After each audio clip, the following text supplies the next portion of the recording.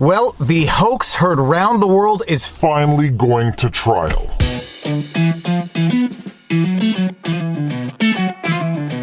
Viva Frei, Montreal litigator turned YouTuber, and this is Winnie the Westie, who's about to take an afternoon nap. And finally, the Jussie Smollett case, the hoax heard round the world nearly 3 years later, is finally going to trial. Now, for anyone who has been following the news, you would know that the last month or so has been a pretty big month as far as high-profile trials go. You had the Kyle Rittenhouse trial. You had the McMichaels trial. The Ghislaine Maxwell trial has just started. Who else? The Kim Potter trial, the police officer who pulled out her gun thinking it was a taser, is going on right now. You have the Don Lemon trial coming up, the Cardi B trial coming up. A lot of people might say there's a lot of trials going on, and they might be asking themselves why. Others might just be saying it's the backlog from COVID, one way or the other. A lot of trials going on right now, and Jussie Smollett is one of them. Now, this is the amazing thing. The Jussie Smollett judicial saga has been going on for so long that it is, in fact, conceivable. There are people out there who are not familiar with the facts of this case. I have been covering it from day one. This was actually when my channel was born into the vlog. This Jussie Smollett saga is the vlog that keeps on teaching us things. It first taught us about pretrial diversion programs. It then taught us about defamation. And it then taught us about corruption in Chicago.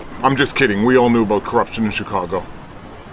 I have been following this judicial saga from day one, if only to try to make sense of it for myself, and in so doing, making sense of it for others. I didn't understand how the charges against Jussie Smollett were dropped, but we need to go back to the beginning just to do an overview for the people who might not be familiar with the facts of this case. From Wikipedia, 2019 alleged hate crime hoax. On January 29, 2019, Smollett told police that he was attacked outside his apartment building by two men in ski masks. He reported they talked to him using racial and homophobic slurs and said, quote, "This is MAGA country," end quote. A reference to President Donald Trump's slogan, quote, "Make America Great Again," end quote. He claimed they used their hands, feet, and teeth as weapons in the assault. According to a statement released by the Chicago Police Department, the two suspects then, quote, "poured an unknown liquid," end quote, on Smollett and put a noose around his neck. Smollett said that he fought them off. Smollett was treated at Northwestern Memorial Hospital, not seriously injured. He was released, quote, "in good condition," end quote, later that morning. The police were called after 2:30 a.m. When they arrived around 2:40 a.m., Smollett had a white rope around his neck. Smollett said that the attack may have been motivated by his criticism of the Trump administration and that he believed that the alleged assault was linked to the threatening letter that was sent to him earlier that month. The Wikipedia entry, which is as sympathetic an entry as you can possibly expect to have under the circumstances, then goes on to specify that in February 2019, Jussie Smollett was charged by a grand jury with a Class 4 felony of filing a false police report. Barely a month after having been charged by a grand jury with a Class 4 felony of having filed a false police report,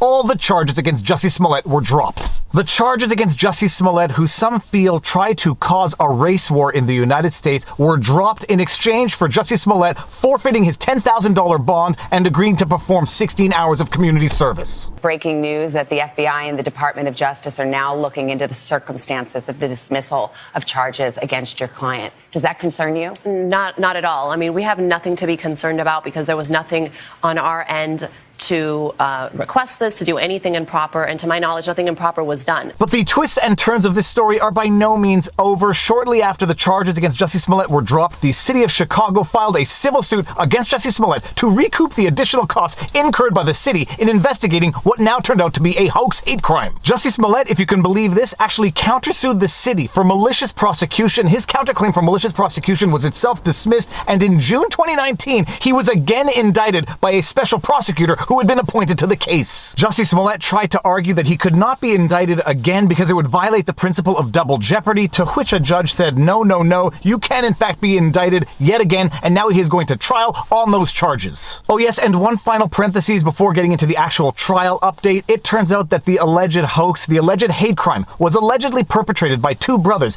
Abimbola and Olabinjo Osundairo, who are two weightlifting brothers who were allegedly training Jussie Smollett, and Jussie Smollett allegedly told them to commit this fake hate crime against himself. That is what the Osundairo brothers have claimed in the past, and this is what Jussie Smollett's attorney said about this at the time back in 2019. It's undisputed, is it not, that whatever the motive, the Osundairo brothers, they are the attackers here, correct? When you say it's undisputed, there's been more information leaked than we've actually received from the prosecution and discovery in this case, which is a little absurd, but that's the situation. We've never received any of the videos that have been referenced. So we've heard about videos and surveillance and things like that. We haven't seen it. So I'm talking about Jussie Smollett on TV. He looked at that surveillance picture. It was shown the picture. He said, "Are those your attackers?" He said, "Yes." He knew that those were his attackers. Okay, and then we know that that picture was of the Osundairo brothers. The Osundairo brothers claim that Jussie Smollett paid them $3,500 to carry out this fake hate crime against him. They are expected to testify accordingly during the trial. Jussie Smollett says they are liars. If they did carry out this attack, it was a homophobic hate crime against me. And guess what? The Osundairo brothers sued Jussie Smollett's attorneys for defamation.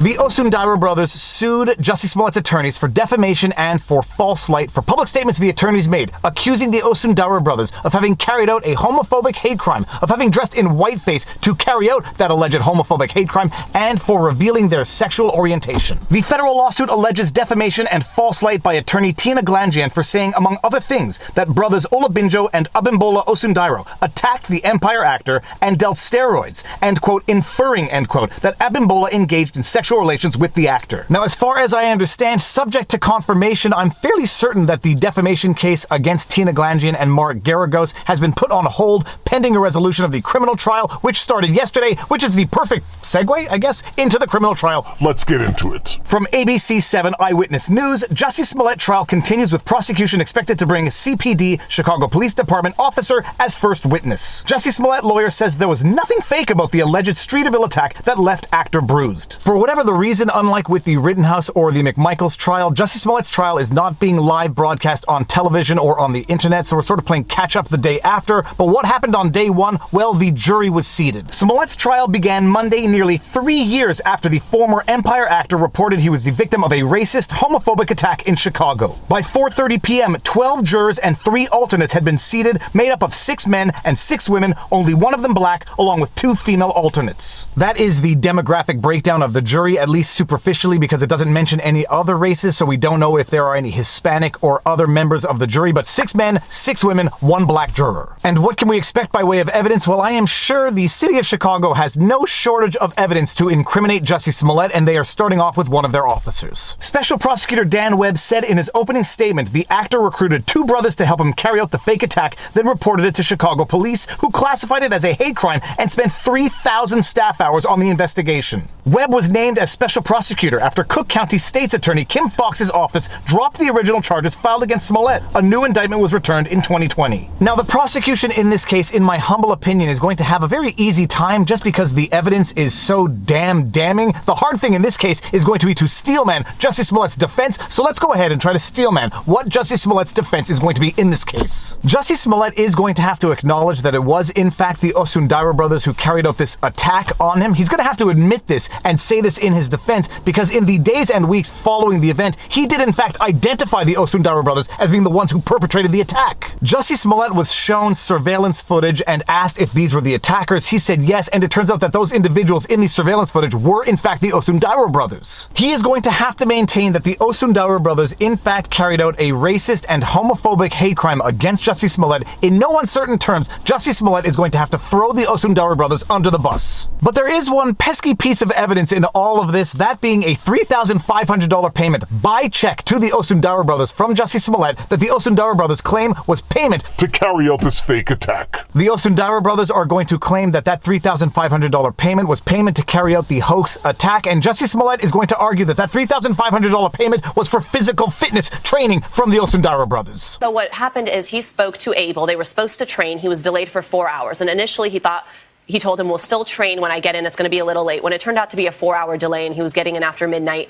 he obviously told him, we're not going to train any longer. And they were supposed to still train in the morning, and they were scheduling that. And Abel said, make sure you eat, and he had given him a nutrition plan, and he had to eat eggs, 4 eggs or something. What does that have to do with coming out of the house? He said, I don't think I have any, but I'll run out and get some.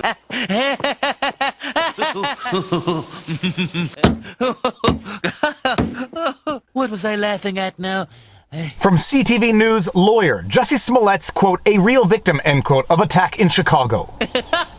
Uke, Jussie Smollett's attorney, portrayed the brothers as unreliable, saying their story has changed while Smollett's has not, and that when police searched their home, they found heroin and guns. Quote, "They are going to lie to your face," end quote, Uke told the jury. Uke also said evidence, quote, "will show a tremendous rush to judgment by various police officials," end quote, and he said prosecutors' claim about paying for a fake attack by check doesn't make sense. Quote, "At the end of the day, they want you to believe Jussie was stupid enough to pay for a hoax with a check, but was smart enough to pay for supplies with a $100 bill," end quote, he said.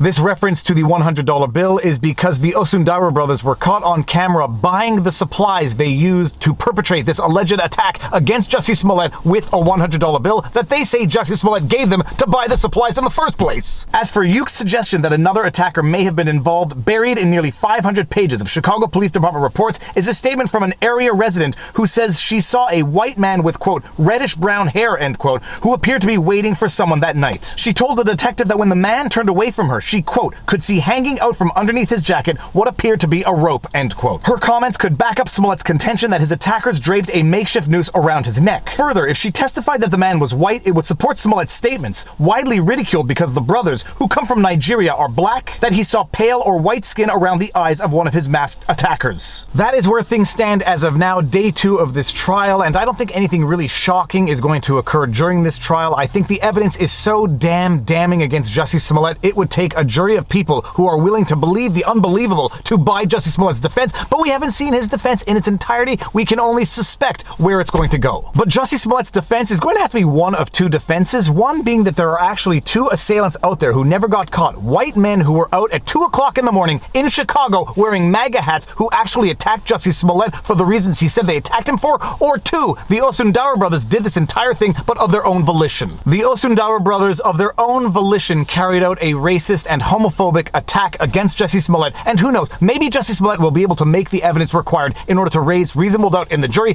Maybe the Osundaira brothers, in cross-examination, are just going to break down and say, yes, we did this on our own, we did not like Jussie Smollett. Obviously, you can disguise that. You could put makeup on. There is actually, interestingly enough, a video. You know, I think police did minimal investigation in this case. It took me all of 5 minutes to Google. You know, I was looking up the brothers, and one of the first videos that showed up actually was one of the brothers in whiteface doing a Joker monologue with white makeup on. And so it's not implausible. Who knows? Stranger things have happened, but this would definitely be among the stranger. That being said, I will follow up as there is material to follow up on. But if you like my videos, you like my content, please be sure to like, share, subscribe, hit the notification bell, and drop a comment in the comment section below because it feeds the algorithm. What?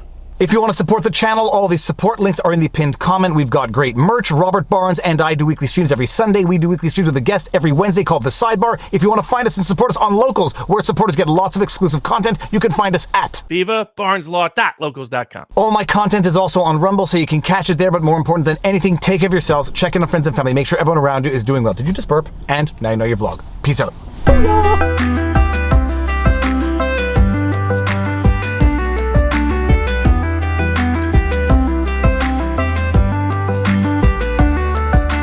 I understand how difficult it will be to find them, but we gotta. I still want to believe, with everything that has happened, that there's something called justice.